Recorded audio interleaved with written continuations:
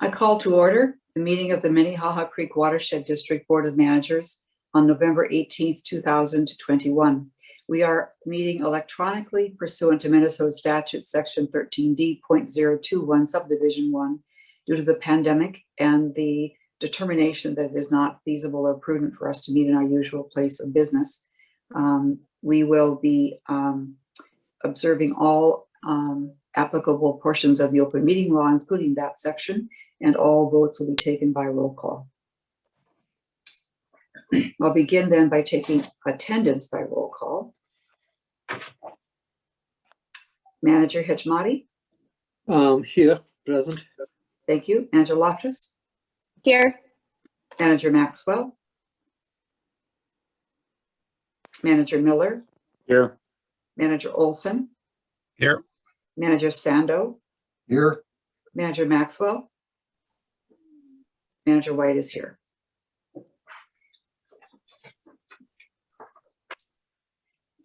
James, are there any members of the public here who wish to address the board? No members of the public, President White. Thank you. Then could I get a motion to approve the agenda? Move approval. Thank you, Manager Miller. Is there a second? Hechmati, second. Thank you, Manager Hechmati. Voting then to approve the agenda, Manager Sando? Yes. Manager Olson? Aye. Manager Miller? Aye. Manager Maxwell? Manager Loftus? Aye. Manager Hechmati? Aye. Manager White votes aye. The agenda is approved. We have no information items this evening. Let's go to the consent agenda. I would like to move the minutes to 11.3 just for a very minor correction. Is there any other change anyone wants to make the consent agenda? Then is there a motion to approve it? Maxwell moves. Thank you, Second. Manager Maxwell. And Manager Hechmati, thank you for your second. Second. Then voting to on the consent agenda, Manager Hechmati, Aye. Manager Olson, Aye. Manager Miller, Aye. Manager Maxwell, Aye. Manager Loftus, Aye. Manager Sando, Aye. and Manager White also votes aye. I don't have meetings to report on, so let me turn to Manager Miller for a Policy and Planning Committee meeting report. We had a review by our district council, Lewis Smith, of the policy programs and operations during the 1990s, the third decade of our existence, and the successes and near successes that we had during that period, and what lessons we learned, and what helped us to get where we are today. So it was he's going to follow that up, obviously, with the printed copy, and has suggested also on the noteworthy projects before and after photographs and other documents to document the projects that were accomplished during that period of time, which were significant, apparently. Thank you, Manager Miller. That was a great meeting. Next item then is President White? Yes. Manager Olson has raised his hand. Thank you, Manager Olson. Yes, Manager White. I was invited to and attended the Long Lake Lake Association, a good partner of the MCWD, and they met last Thursday evening. Cassie Ordway, again, is chair, and the group said goodbye to Megan Dayton. She is retiring from the association. They had 3 new members join. They talked a great deal about the CARP data and the CARP management program that the MCWD got with the $112,000 Bowser grant that we obtained for them. And CARP Solutions LLC came and did a full presentation of the work from 2018 through today.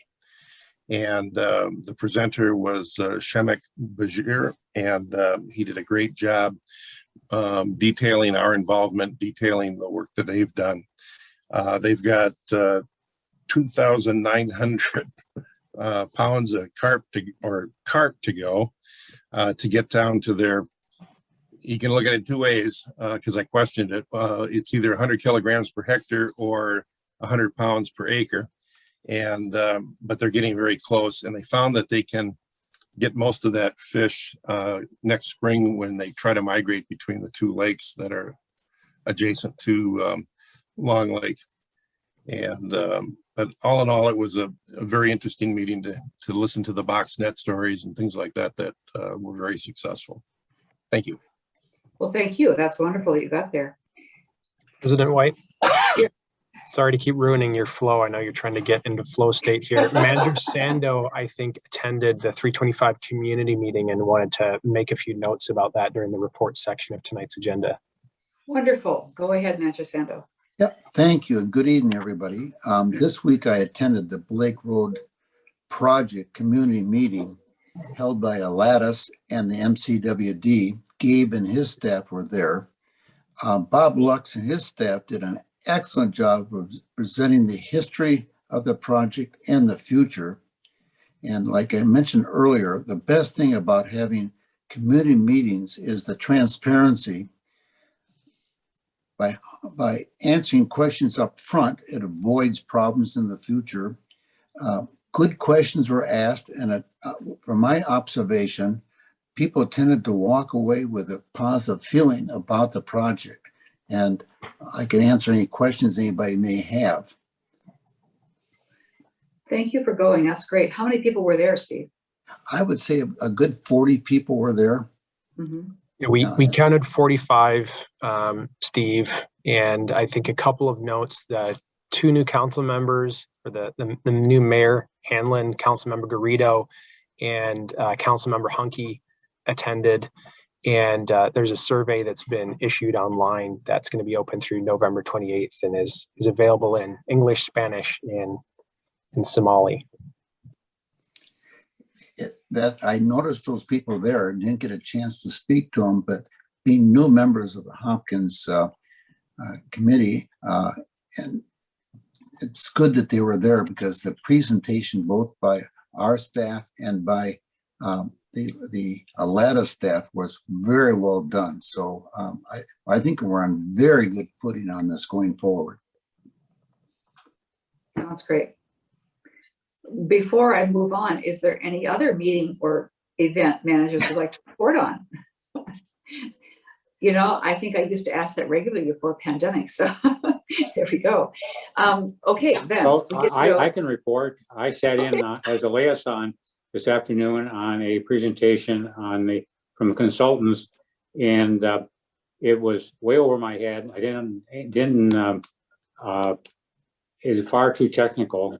But it was interesting to see how complex this undertaking is going to be. So I think in the next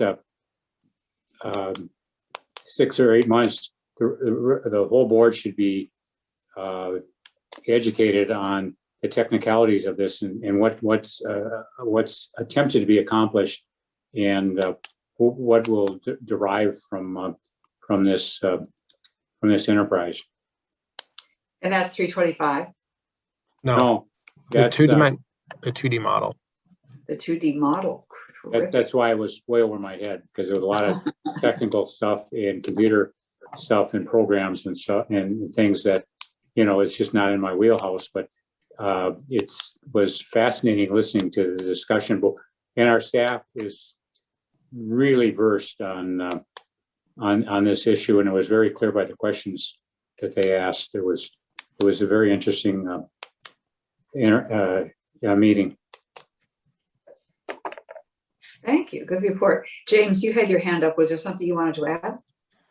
Well, since Manager Miller brought it up, I can cover it now rather than waiting until the admin report. But as he mentioned, the 2D model liaison staff convened them ahead of the interviews today. We met yesterday with Manager Miller, Manager Hejmati to cover the project scope, both the pilot model and the distinction between the pilot and the full watershed-wide model. We got clarity around roles and expectations with liaisons and how they're going to be involved over the short term, the next 30 to 45 days. They've seen the proposals that have come in. They're invited to the interviews today, which have been recorded and will be made available to the liaisons. And then we'll be debriefing next week after we meet with the City of Edina staff team to debrief. And then staff will be bringing a recommendation for a consultant selection for it on December 16th. Thank you. And thank you, Managers Hejmati and Miller, for being liaisons to that endeavor. That's great. Anything else? MAUD, we need to select delegates to the MAUD annual meeting a bit later in the meeting. And those members will be voting, those delegates will be voting on resolutions.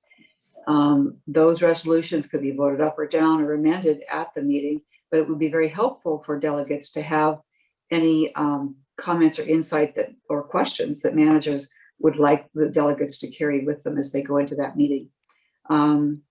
After the resolutions are adopted, then the MAUD board will be, or legislative committee and board will be setting any adopted resolutions into the legislative platform. The resolutions themselves, Ms. Christopher's notes and the notes that the resolutions committee added to the resolutions are in the packet. So what I think I'd like to do is just go through one by one and just say the title of it and stop if people want to offer any comments. So the first one, which is recommended for adoption by the resolutions committee, is to redirect clean water funds from the soil and water local capacity services to Bowser accelerated implementation of watershed-based implementation funding. Any comments there? The next one then, resolution number 2, is recommended to be adopted to extend the eligibility of Bowser Clean Water Fund local capacity services grants to non-metro watershed districts who request assistance to implement One Watershed, One Plan and Clean Water Fund programs and projects. Any thoughts to add there? Moving then to number 3, also recommended for adoption, increased flexibility in open meeting law to utilize interactive technology. This one says would have either a manager or district council or district administrator be able to be in the usual meeting room, not requiring a manager only. And the managers who were remotely participating would not have to be in public places, and there will be no limit on the number of meetings from remote locations. Also, no requirement that you have to have an excuse for health or military service reasons. And this is not pandemic. This is outside the pandemic, just the regular remote access possibility. Thoughts? Resolution number 4. Yes? Go ahead, Bill. Would this be subject to state law and the procedures that the government normally, just because we want to push it doesn't mean, 1, it'll get passed, or 2, that it's okay. There is a statute which outlines how remote participation can take place. Mm-hmm. And this would be an amendment to that statute. I think that Mr. Smith had a hand in some of the drafting, but this would be, existing policy would be amended to make it more flexible than it is now. Well, if Lewis had a hand in it, then I'm going to let it go the way it is. Well, he was working for his client. Mr. Smith. It wasn't us. Madam President, I will just briefly say in this memo that Becky Christopher prepared does note the idea that several watershed districts have offered is that meeting remotely in some ways seems to be more convenient It in some ways facilitates more public participation and easy access to meetings. But access to computer technology is also a competing issue. So what's put forward here is some more flexibility to meet remotely, even when there's not a pandemic. Thank you. Number 4 has the same President White? title. Yes, Manager Loftus raised her hand on this one. thank you. Manager Loftus? Just quickly, President White, I was going to concur with Manager Olson. It seems like the public meeting law statewide would supersede anything we would approve. I think supporting this and bringing it forward is helpful for remote meetings, but I don't know that it changes the state's public meeting law and requirements. And if it did, it maybe would like apply to everybody, which would be quite a big deal. Yep. Maybe this is what you were going to say, President White, but the way that the mod resolutions work is they're resolutions that are collected from the different watershed organizations, vetted by the resolutions committee, kicked up to the full mod board. And if they get passed there, they become part of the legislative agenda for mod. And so the idea is, I'm assuming that they'd be pushing for change in the state's open meeting law. Well said. Thank you. And obviously, not everything can be lobbied at the same time. So there is a priority and a strategy for what gets lobbied heavily. The number 4 has the same title. The difference here is that after 3 remote meetings, a manager who is meeting remotely would have to be in an open place, a public place. You know, you go to a coffee shop, at a library, meeting room, or whatever, but someplace the public could access. That would be the only difference in number 4. Number 5, the committee recommends adoption, is seeking expansion of the federal multi-peril crop insurance to include crop losses within impoundment areas. This would be an encouragement for people to put easements on their land to allow for impoundment in the case of flooding. Number 6 is going to be something subject to a lot of conversation, I'm sure. This is for state agencies being required to seek review and comment from affected local units of government on new or amended water management policies prior to adoption. The committee recommends adopting it with an amendment to say that there would be meaningful, not less than 60-day review and requiring a response from the agency. That would make it follow from how our comprehensive plans are put together.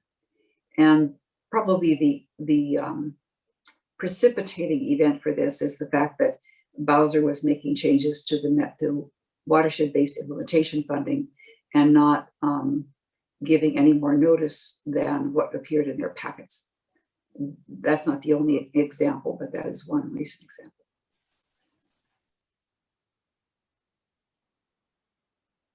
Numbers, yes, Manager Miller? No, okay. Number 7,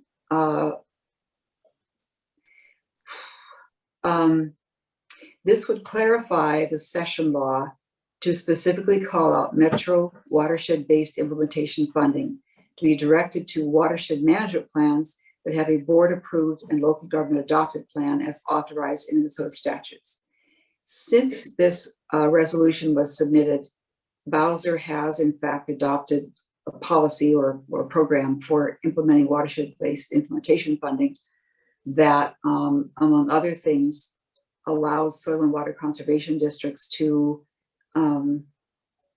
have what they call an augmented plan or something like that, so that they could have a plan that is more on a par with a watershed plan. And also the Metro funds would be dispersed in the watershed area, not to the watershed. So there would be a convened group of counties, cities, watersheds, soil and water conservation districts that would decide how the funds allocated to that area would be implemented. So I think that what will happen at the meeting is that the author of this, it came from Capital Region Watershed District, will be offering an amendment. So I would expect some lively debate. No comment, just a laugh, Bill, is that right? Yep. So, okay, if between now and the 1st of December, people have further thoughts about how they should be handled, by all means, let the delegates know, whoever we select. I want to make sure that's on the, is that on the agenda lower down? Or are we doing it right here? Okay, I guess we're doing President it. White, it's, I think, at your pleasure, but this is the location on the agenda where we're talking about more mod delegates. So now's as good a time as any. Sure. Oh, and one more note is that the budget we voted on and also the bylaws, they were both included in the board packet. I can go through if anyone wants me to. Otherwise, just I'll rely on you if you read it. Okay, then. Who has registered Mr. Whisker for the conference? You know, I don't have that data in front of me, so maybe we want to do a show of hands. And I saw Manager Olson's hand go up. Mm-hmm. And I think Arun, Manager Loftus, Yeah, Manager Sando are all registered. Excellent. Wow, that's great. I do appreciate staff's interpretation of the amendments being proposed. And I do have both the conference and the 1 o'clock meeting on Friday on my calendar. If you need an alternate for a delegate, I do plan to attend. Excellent. So we do need 2 delegates and an alternate. There is often no competition for these. So I'm wondering if people who wants to be a delegate, I guess let's do it that way. I do. Manager Olson does, Manager Sando does. I don't need to be an alternate. I was just offering. Then what I want to do, and this will be subject to your approval, is to name Manager Olson and myself as delegates because we have been regular attendees, Manager Olson longer than I, and to name Manager Sando as an alternate. So moved. Second, Thank you. Maxwell. Thank you. Discussion, Steve, I hope you aren't on. No, not at all. Just wanted to Okay. All right. participate, but there'll be other opportunities in the future. Great. I'm glad so many of you are going. That's just wonderful. Then we're voting on. I want the record to reflect, I got a perfect record for never attending a mod meeting. I'm a perfect record. I'm not sure about that. So this is voting on approving the appointment of delegates and the alternate. Manager Sando. Aye. Manager Loftus. Aye. Manager Maxwell. Aye. Manager Miller. Aye. Manager Olson. Aye. Manager Hitchmati. Aye. And I vote aye as well. Thank you all for your interest. I'm really, really happy about that. The upcoming meeting schedule is in the agenda. I see that Manager Miller is liaison for CAC in December. And we will move now to the public hearing, or the public comment rather, on the 2022 budget. Mr. Whisker. Yes, thank you, President White. As you just mentioned, this evening's agenda item is simply a comment period on the proposed 2022 budget and levy as required under the Truth in Taxation law. As managers are aware, our budget's increasing 2%, around $311,000 in 2022 from 14.7 million to just over 15 million. However, this is our 5th consecutive year with the board proposing no increase in the tax levy, which will stay flat at 9.6 million. And you've had plenty of conversation over how you've been able to do that through careful financial planning and multi-year levy and bringing programs and projects in under budget and carrying that cash forward to support programming next year. There's no planned presentation for this evening. We've, as a group, covered the budget extensively, I think, this year. We started in April.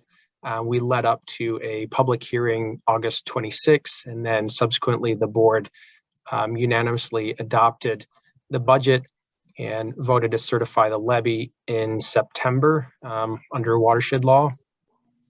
So tonight's simply an opportunity for additional public comment to be accepted into the board's process and into the record. And if there's any follow-up needed from this evening, we can process those comments in December, where we have 2 meetings on December 2nd and then December 16th.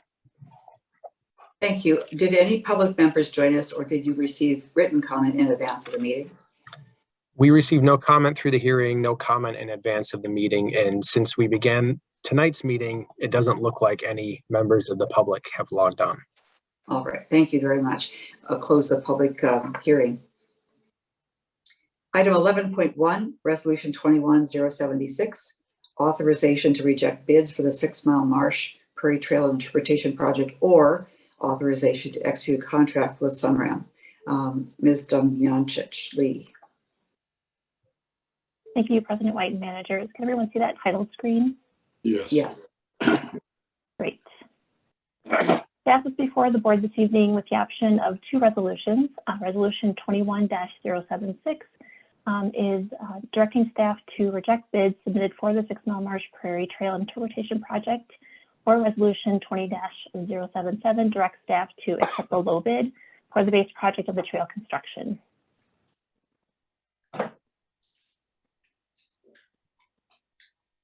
As a recap of the information provided during the November 4th meeting, the design team of Damon Farber developed a construction cost estimate of $294,970 for the entire project, both the trail and the interpretive elements that we plan to do.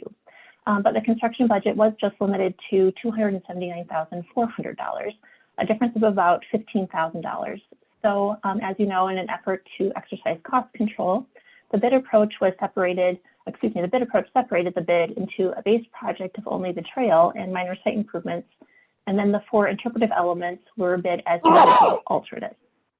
Unfortunately, as you know now, the construction estimate was not accurate, and the low base bid for only the trail was $354,825, or $75,000 over the estimate for the entire project. So with the 4 alternates included, the total low bid was $489,925. And all of this is detailed in the supplemental information that you received on Monday afternoon.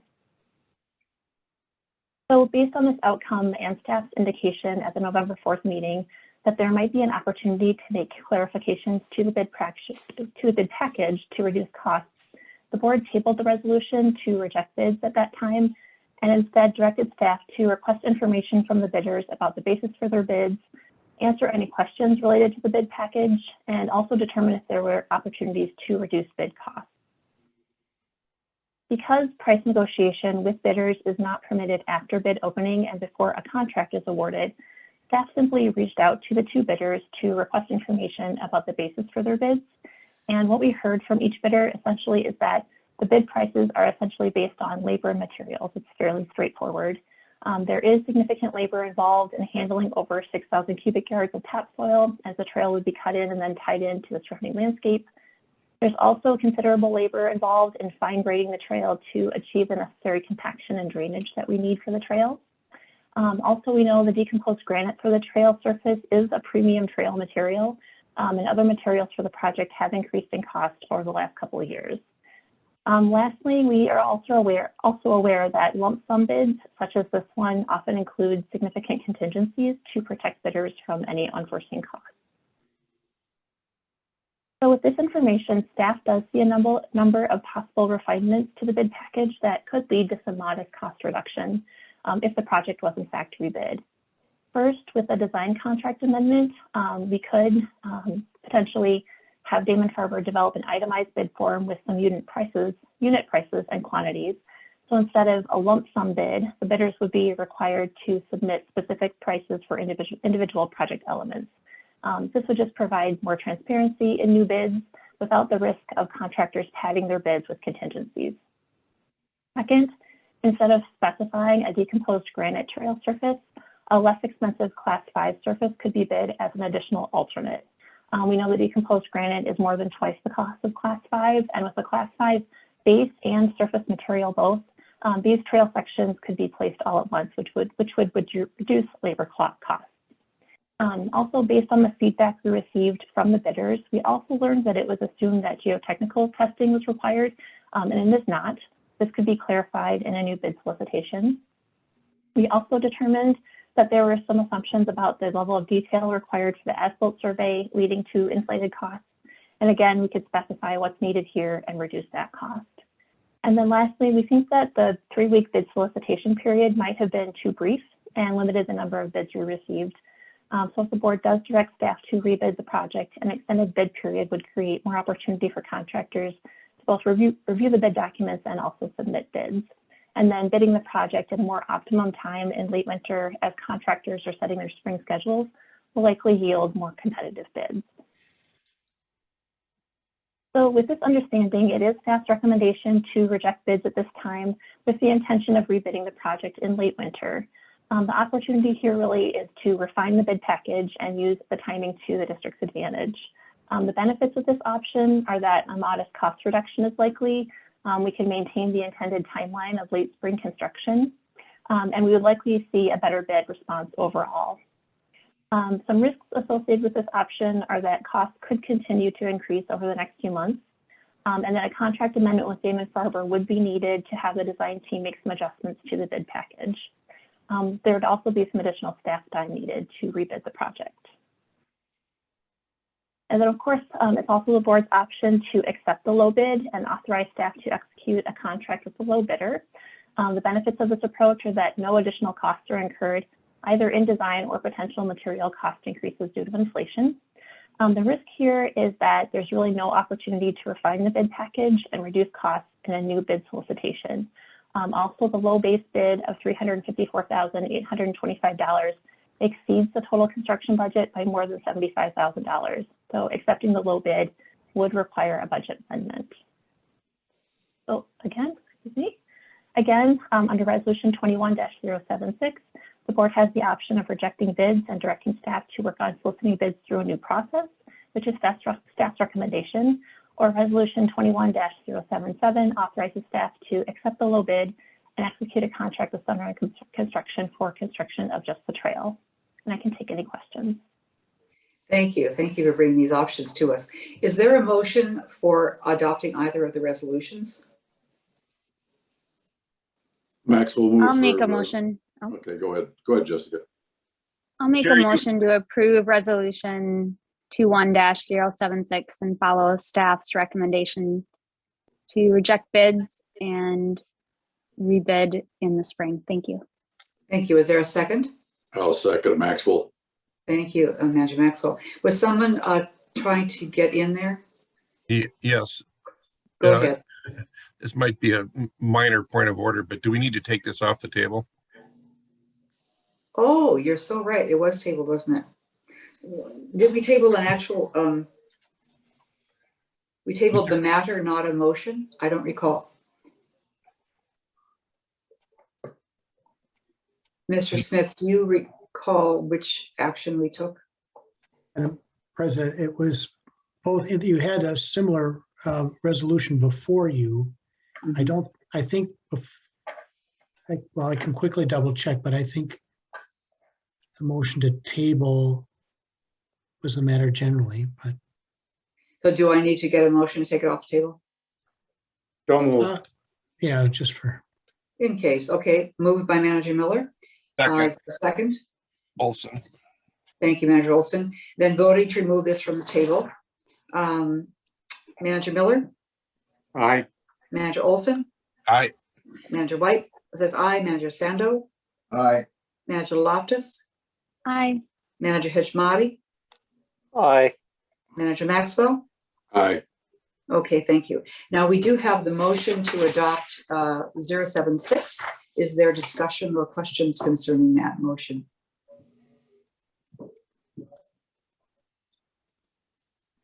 Hearing none, then we will move to vote on adopting the resolution 21076. Manager Maxwell? Aye. Manager Hishmati? Aye. Manager Loftus? Aye. Manager Sando? Aye. Manager Olson? Aye. Manager Miller? Aye. And Manager White votes aye. Thank you. Thank you very much, Laura. Thank you. Our next item, 11.2, is Resolution 21079 concerning seasonal closure of the boardwalk. Ms. Jonley.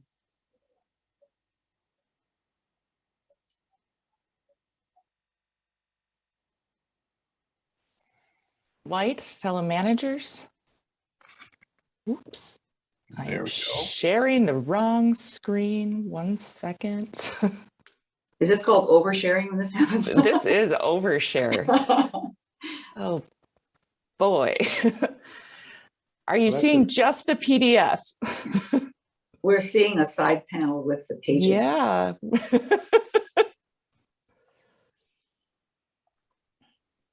I think I might have to stop sharing first. No.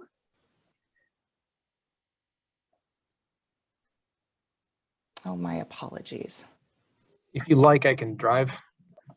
I should be able to figure it out, but if you'd like to launch the PDF, that would be excellent.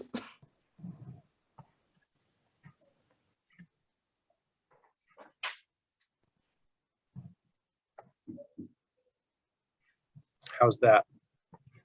That looks better. Okay, we're up. All right. Good evening. Again, President White, fellow managers. Tonight, staff is bringing item 11.2, authorization of the seasonal closure of the Minnehaha Preserve Boardwalk. Next slide. This presentation will step through the board through a review of the 2020 seasonal closure and then the revised interim maintenance protocol that we established this last spring. I'll provide a brief update on current boardwalk conditions, and last, we'll review staff's recommendation for seasonal closure of the boardwalk system for this winter. Next slide. In November of last year, the board authorized seasonal closure of the boardwalk for the winter months. And as a reminder, last October, the watershed experienced an early snowstorm, and that allowed staff to observe firsthand the enhanced user risk resulting from buried safety measures. As you can see from these pictures here, you can barely see the fluorescent orange spray paint and patch. So the closure was approved based on district's council and staff's recommendation that the enhanced safety risk posed by ice and snow accumulating on top of those safety measures warranted limiting public access as a necessary safety precaution for the winter months. Next slide. In March of 2021, the district needed to reevaluate how to manage the boardwalk as a public facility in the non-winter months, as snow and ice conditions were no longer present. Therefore, the board adopted Resolution 21022, the revised interim maintenance protocol for the Minnehaha Preserve Boardwalk. And this protocol allowed the district to limit the public safety risk while still preserving public use of the boardwalk and efficiently using public funds during a period of time in which the long-term resolution of the boardwalk materials issue was still being investigated. Next slide. So throughout the growing season of 2021, the boardwalk was inspected and maintained in accordance with the adopted protocol, and that allowed the district, as I said earlier, to limit the public safety risk while preserving the public use. So here are a couple of more recent photos of continued patchwork and then also continued deterioration of the structure itself. Next slide. As the quantity of decking patches has only increased since last year, staff again is recommending closure of the boardwalk due to the enhanced safety risk posed by the ice and snow, which will accumulate on top of those deployed safety measures, and the uneven surface which results. And as a reminder, St. Louis Park City staff plows the bituminous trail which spans the preserve and now connects directly to Methodist as the Louisiana Bridge Project trail connection portion is open. And that provides an alternative path for visitors throughout the winter months. Next slide. So last year, if you remember, we deployed multiple closure methods. We started with snow fencing and then moved to a chain link fence. Next slide. But those were consistently tampered with. Snow fencing was cut down, metal signs were rolled, It was an ongoing challenge. Next slide. So this year, staff intends to install a 2x4 wood crisscross closure constructed to the board and affixed to the boardwalk structure itself, in addition to the signage. And that enhanced barrier is to protect the closure and warning measures in consideration of the repeated damage last season, and also to kind of signify the increased risk that has occurred over the last year. Next slide. So in conclusion, after consideration of those enhanced safety risks posed by the winter conditions, snow and ice, which accumulate on top of those deployed safety measures, staff is recommending the board adopt Resolution 21079 to authorize seasonal closure of the boardwalk based on limited winter use and the importance of protecting user safety. And with that, I can take any questions you might have. Thank you, Ms. Jones. Is there a motion to adopt the resolution? So Move moved, approval. Zando. Motion by Manager Sando. Is there a second? Miller, second. Motion second by Manager Miller. Any questions for Ms. Donacic before we vote? Ms. Is there Manager a- Olson? Manager Olson has got his hand raised, and then Manager Hedgemati's next. Great. Manager Olson? Yes, going back to the wood door fences or barriers, are they treated? We haven't actually selected the material specifically yet. This year we contracted most of that maintenance work out to Stantec, and I've been working with a few folks over there. We've preliminary talked about the closure, and yeah, we haven't determined. That's something I thought about for sure. But due to the shorter length of deployment, I'm not overly concerned in a cost versus treatment weighed option. Okay, it might be a good time to start practicing our specifications. Thank you, Manager Olson. Manager, I apologize. Hedgemati? Hedgemati, then Miller. Manager Hedgemati? Thank you. Thank you. Thank you. Laura, I had a couple of questions. The fence that we are planning to put up, do you think it'll keep people out, or will they just jump over it and climb over it and just go into the unsafe areas? Is it sufficient to keep people away from that? That's question number one, and then I had a follow-up question on that. Please answer that. Sure. Thank you, Manager Hedgemati. No, quite frankly, it's not going to keep everyone out. It'll still allow people to crawl through, and I'm assuming they will. The important part is that in terms of the district's liability, we have constructed a physical barrier, and we have placed signage that makes any potential user aware. So at that point, if they ignore what we have installed as a safety measure, they're assuming risk on their own behalf. Okay. You answered my second question, which is, which Louis may need to also chime in on this one, is about protecting us for liability. That is, have we done enough? Will that be enough, Louis? And should we have a sign that says proceed at your own risk? Is there something we need to do because the situation is sort of dire? Mr. Smith? Madam President, Manager Hedgemati, I think Ms. Johnley has summarized it well, that the legal obligation is to advise of the hazard, and I think the signage does that, and the barrier. So I think in terms of dealing with a liability issue, I think we've reviewed it and we're comfortable. Okay, so it's sufficient. Okay, great. Okay, that was my question. Thank you. Manager Miller?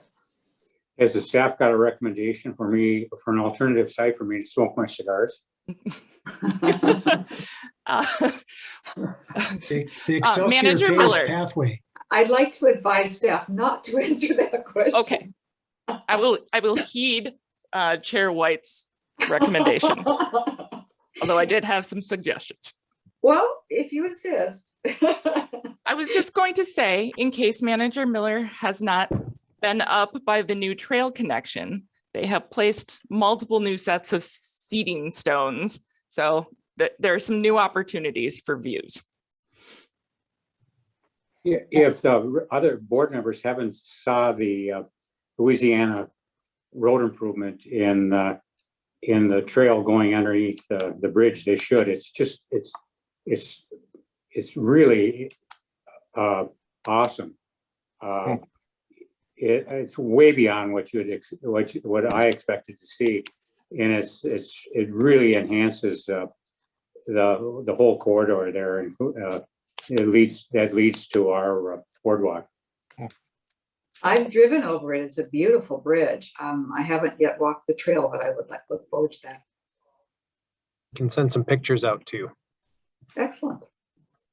Any further discussion before we vote? Then voting on the document. Wait a minute, I had Yes. one, just maybe, Manager Maxwell? I thought I'd raised my hand, but I guess it didn't, maybe it didn't work. Oh, Could I'm they- sorry, I see it there now. Could they use some of that green fence to go, after they put their barrier up, to go over the top? And then people couldn't go over the top of the fence. Over the top of the fence, because they'd have to go over the top of the green. And the green would extend farther back. In other words, making kind of an umbrella over it. Well, I think the structure is, more sort of two-dimensional, but placing snow fencing across the top is an interesting idea. And I'm more than willing to try it and see whether or not it stays or gets cut down. It might not, but I mean, it'd be a long step, 3 feet, nobody could step that far. Absolutely. And we've also discussed recessing the barrier a little bit. So they would actually have to to crawl around. It would be more difficult as they would probably have to go down, up and around. So I'm open to suggestions. All right, thank you. Anything else? Then voting on resolution 21079 to adopt that. Manager Hijmati, Aye. Manager Miller, Aye. Manager Stando, Aye. Manager Loftus, Aye. Manager White votes aye. Manager Olson, Aye. Manager Maxwell. Aye. Thank you. The resolution is adopted. Thank you, Ms. Jolin. Thank you. And then I had asked that the minutes be moved to 11.3, and I wanted to change one word on line 112. It is not Representative Morris, Representative Morris' son. And with that, a tweak, I would move approval of the minutes. Is there a second? Second. Manager Miller seconds. Then voting on approval of the minutes. Manager Maxwell, Aye. Olson, Aye. Loftus, Aye. Stando, Aye. Miller, Aye. Hijmati, Aye. and White votes aye. Thank you. And White, Yes, Manager Olson has his hand raised. Manager Olson. Manager White, this is my night to be picky. But if you go back to 8.2, was it your intent to reverse the committee meeting nights? The December 2nd says policy and planning, and the December 16th says operations and programs. I hadn't noticed that. Staff intend to switch them, or is this a little error? President White, we were just testing. My third grade teacher said that too. I think that's a clerical error. There's no intent to switch the order of the committee meetings. Thank Great. you. Thank you for asking, Manager Olson.